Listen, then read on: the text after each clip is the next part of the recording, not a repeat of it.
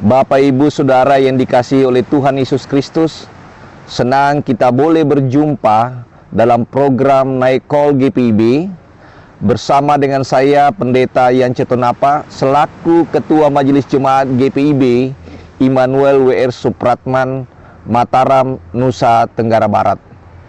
Sebelum kita membaca dan merenungkan firman Tuhan yang akan menghantar kehidupan kita di malam hari ini, marilah kita bersatu di dalam doa. Kita berdoa. Ya Tuhan Yesus, bimbinglah kami di saat kami akan membaca, di saat kami akan merenungkan sebagian dari kitab Tuhan, dan mampukanlah kami lewat Roh-Mu yang kudus untuk memahami dengan baik dan memberlakukan setiap ketetapan-Mu di dalam kehidupan kami. Terpujilah nama Tuhan untuk selama-lamanya. Amin. Jemaat yang dikasihi Tuhan dimanapun berada, pembacaan kita pada saat ini terambil dari kitab Kisah Para Rasul pasalnya yang ketiga, ayatnya yang ke-11 hingga ayatnya yang ke-20. Kisah Rasul pasalnya yang ketiga, ayat 11 hingga ayatnya yang ke-20 berkata buat kita sekalian. Karena orang itu tetap mengikuti Petrus dan Yohanes, maka seluruh orang banyak yang sangat keheranan itu datang mengerumuni mereka di serambi yang disebut Serambi Salomo. Petrus melihat orang banyak itu lalu berkata, "Hai orang Israel, mengapa kamu heran tentang kejadian itu dan mengapa kamu menatap kami seolah-olah kami membuat orang ini berjalan karena kuasa atau kesalehan kami sendiri? Allah Abraham, Ishak dan Yakub, Allah nenek moyang kita telah memuliakan hambanya yaitu Yesus yang kamu serahkan dan tolak di depan Pilatus. Walaupun Pilatus berpendapat bahwa ia harus dilepaskan, tetapi kamu telah menolak yang kudus dan benar, serta mengendaki seorang pembunuh sebagai hadiahmu. Demikianlah ia pemimpin kepada hidup telah kamu bunuh, tetapi Allah telah membangkitkan dia dari antara orang mati, dan tentang hal itu kami adalah saksi.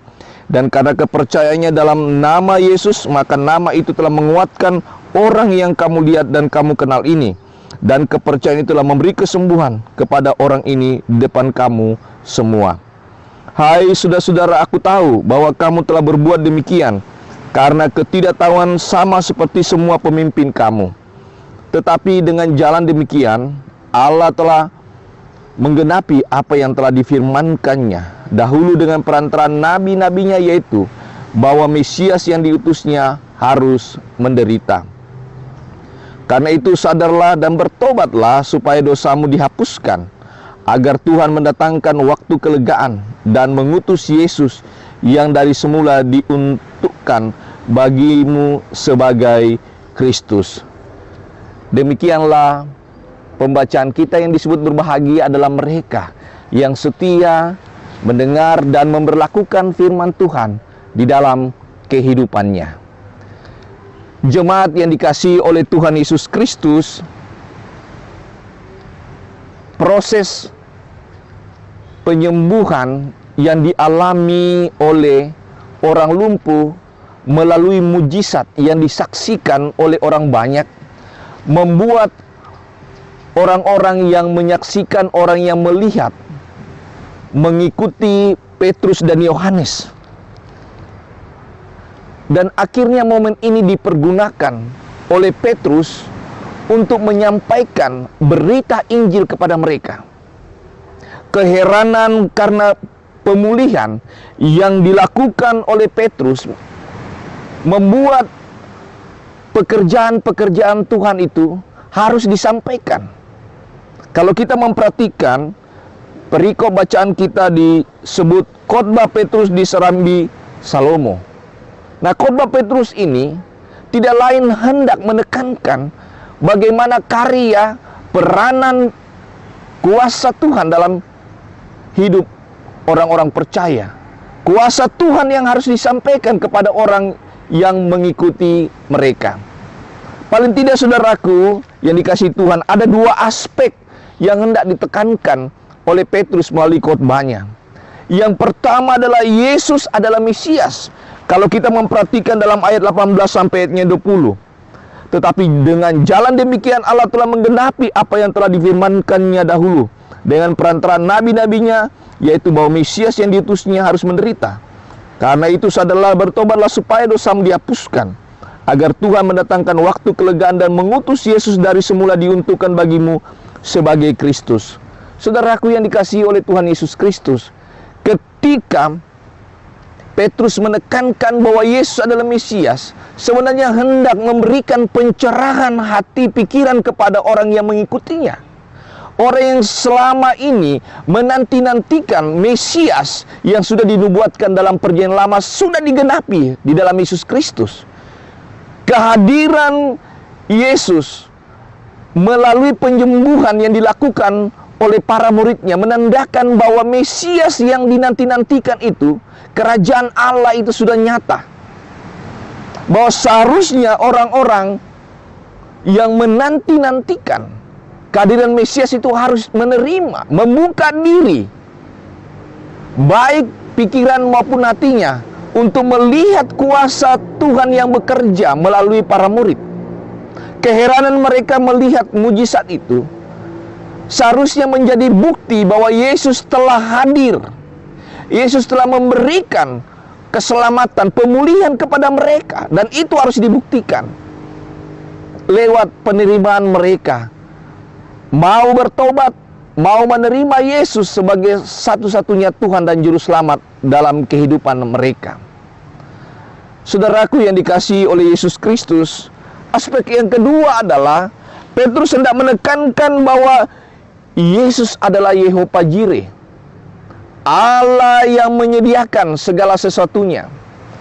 Yesus yang adalah Yehova Jireh telah menyediakan pertobatan, pengampunan, pemulihan, mujizat, dan membuka arah hidup kita untuk melihat masa depan.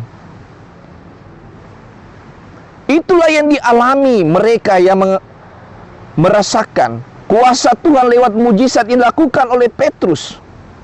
Itu bukti bahwa pekerjaan Tuhan, karya Tuhan melalui para muridnya hadir untuk memberikan hidup yang memulihkan.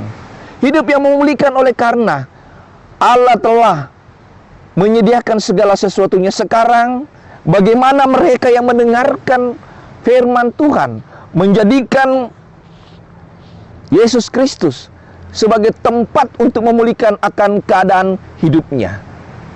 Saudara-saudaraku yang dikasihi oleh Tuhan Yesus Kristus, saya mengingat seorang yang bernama Nick Vujicic yang pernah menulis buku Life Without Limits, ya, hidup tanpa batas.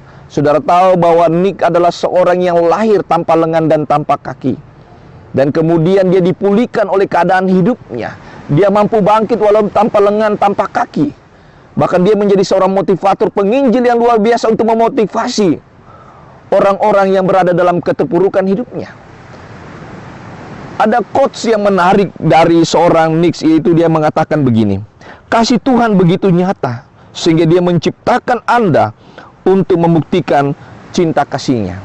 Nick telah menerima pemulihan dari Allah melalui Yesus Kristus, sehingga dia memperlihatkan walaupun dia memiliki kehidupan jasmani yang tidak lengkap. Saudaraku yang dikasihi oleh Tuhan Yesus Kristus, apa yang membuat Nick bisa bangkit dari kehidupannya? Oleh karena ada pemulihan dari Tuhan Yesus Kristus yang adalah Yehova Jireh bagi kehidupannya. Saudaraku yang dikasihi oleh Tuhan Yesus Kristus, malam hari ini perlu kita renungkan, walaupun perjalanan 1 tahun pandemi COVID-19 hadir di tengah-tengah kehidupan kita, tidak menyurutkan kita untuk melihat bahwa Yesus yang adalah Mesias, Yesus yang adalah Yehova Jireh hadir di tengah-tengah kehidupan kita. Mari kita sebagai saksi-saksi Yesus Kristus seperti Petrus, seperti Nick yang mampu hadir, memberikan semangat, memberikan pemulihan melalui kasih setia Tuhan Yesus. Kita juga dihadirkan untuk memberikan semangat, memberikan spirit, memberikan motivasi kepada siapapun, khususnya diri kita, khususnya kita juga sebagai orang percaya, bahwa kasih setia Tuhan di dalam perjalanan hidup kita tidak membuat kita kehilangan arah, tidak membuat kita kehilangan semangat, tidak kehilangan kita untuk melihat masa depan. Percayalah, lewat pekerjaan Tuhan Yesus, lewat karyanya, kita akan menemukan pemulihan yang seutuhnya. Terpujilah nama Tuhan Yesus. Amin. Marilah kita berdoa. Terima kasih Tuhan Yesus, kalau kami boleh disapa oleh firman-Mu, biarlah kami semakin dipulihkan agar kami melihat cinta kasih-Mu di sepanjang kehidupan kami. Berkati kami tak kalah kami menikmati kehidupan hari lepas hari. Kebutuhan hidup kami, kesehatan kami di tengah-tengah kondisi pandemi saat ini. Biarlah kami selalu melihat perbuatan-Mu yang ajaib. Berkati akan gereja Tuhan, khususnya gereja-Mu GPIB. Berkati fungsionaris Majelis Sinode GPIB, BP Mupel. Memberkati jemaat-jemaat Tuhan baik yang berada di kota maupun di pos-pos pelayanan yang ada di Indonesia ini. Tuhan memberkati setiap para pelayan firman dan sakramen, para diaken penatua yang melayani-Mu. Setiap pribadi-pribadi diberkati Tuhan, khususnya hamba-Mu yang Tuhan pakai dalam menyampaikan sabda-Mu. Tuhan berkati bersama dengan keluarga kami masing-masing, diberkati oleh Tuhan. Berkati bangsa dan negara ini Bapa, lewat pemerintah di pusat, Presiden Jokowi dan jajarannya, sampai ke pemerintah daerah, TNI, kepolisian, untuk menjaga NKRI dan Pancasila. Berkati ya Tuhan petugas-petugas medis, agar mereka diberikan kekuatan kesehatan di dalam tugas tanggung jawabnya untuk memutus rantai COVID-19. Mereka yang berada dalam kondisi sakit penyakit disembuhkan oleh Tuhan. Mereka yang bergumul oleh karena kondisi ekonomi, karena pekerjaan, di dalam nama Tuhan Engkau pulihkan keadaan mereka. Terima kasih Tuhan. Berkati akan program baik Morning Call maupun Night Call GPIB ini. Semua yang terlibat, mereka diberkati oleh Tuhan. Terima kasih Bapa. Inilah doa kami. Jaga kami, biarlah hidup kami boleh berada dalam damai sejahtera Allah. Di dalam nama Tuhan Yesus kami berdoa dan mengucap syukur. Amin. Demikianlah jemaat Tuhan. Kiranya Tuhan Yesus memberkati kita semua. Salam sehat.